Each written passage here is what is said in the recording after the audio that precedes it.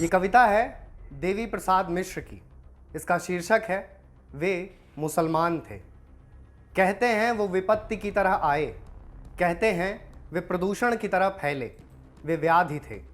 ब्राह्मण कहते थे वे मलेच्छ थे, वे मुसलमान थे। उन्होंने अपने घोड़े सिंध में उतारे और पुकारते रहे, हिंदू हिंदू हिंदू। बड़ी जाति को उन्होंने बड़ा नाम दिया, नदी का नाम दिया। वे हर गहरी और अविरल नदी को पार करना चाहते थे। वे मुसलमान थे, लेकिन वे भी यदि कबीर की समझदारी का सहारा लिया जाए तो हिंदुओं की तरह पैदा होते थे। उनके पास बड़ी बड़ी कहानियाँ थीं, चलने की, ठहरने की, पिटने की और मृत्यु की। प्रतिपक्षी के खून में घुटनों तक और अपने खून में कंधों तक वे डूबे होते थे। उनकी मुट्ठियों में घोड़ों की लगामें और म्यानों में सभ्यता के नक्शे होते थे। न मृत्यु के लिए नहीं, वे मृत्यु के लिए युद्ध नहीं लड़ते थे। वे मुसलमान थे।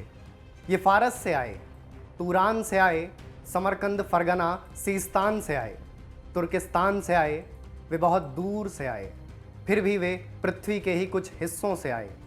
वे आए क्योंकि वे आ सकते थे। वे मुसलमान थे। वे मुसलमान थे कि या खुदा उनकी शक्लें आदमियों से मिलती थी हूबहू हूबहू। वे महत्वपूर्ण प्रवासी थे क्योंकि उनके पास दुख की स्मृतियाँ थीं। वे घोड़ों के साथ सोते थे और चट्टानों पर वीर्य बिखेर देते थे। निर्माण के लिए वे बेहद बेचैन थे। वे मुसलमान थे।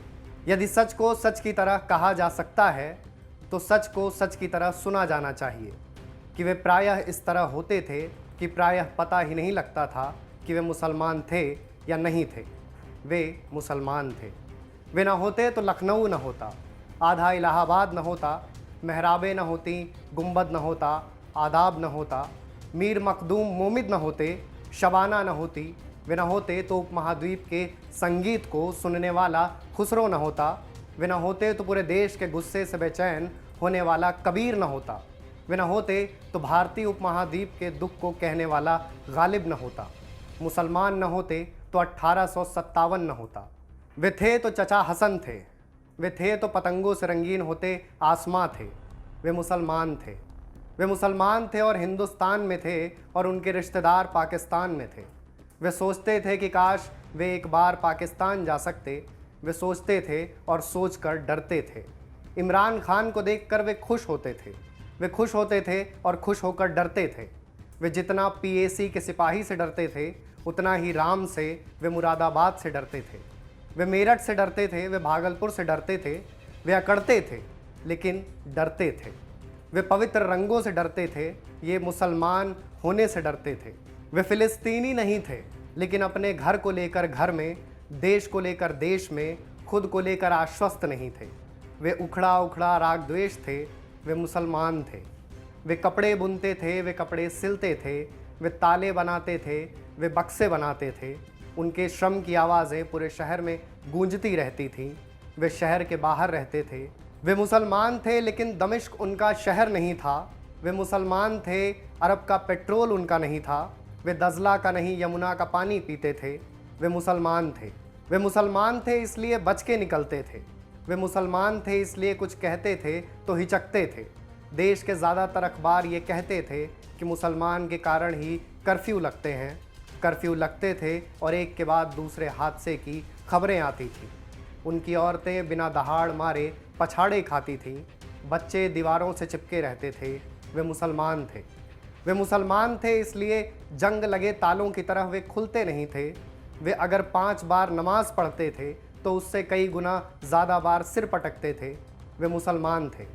वो पूछना चाहते थे कि इस लाल किले का हम क्या करें। वे पूछना चाहते थे कि इस हुमायूं के मकबरे का हम क्या करें। हम क्या करें इस मस्जिद जिसका नाम कुव्वत उल इस्लाम है, इस्लाम की ताकत है। अदरक की तरह वे बहुत कड़वे थे। वे मुसलमान थे।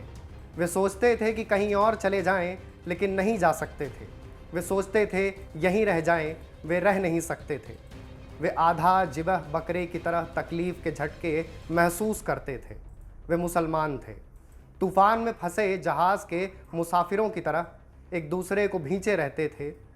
कुछ लोगों ने यह बहस चलाई थी कि उन्हें फेंका जाए तो किस समुद्र में फेंका जाए।